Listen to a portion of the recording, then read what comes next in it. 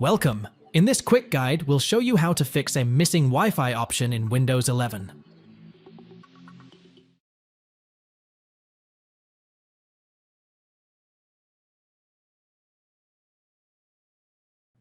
First, we need to open the settings of the Windows 11 device.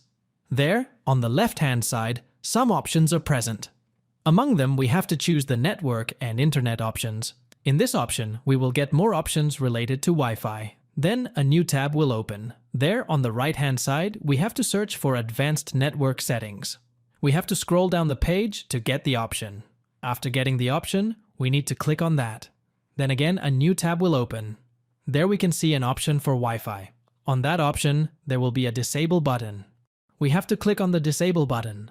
This will disable the Wi-Fi settings in that device.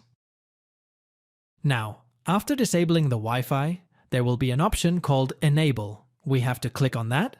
This will again enable the Wi-Fi settings in the device.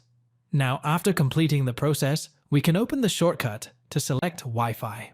Now, we can see the Wi-Fi option is back again, and it will connect to the present internet connection automatically. Thanks for watching. If it helps, make sure to hit like and subscribe.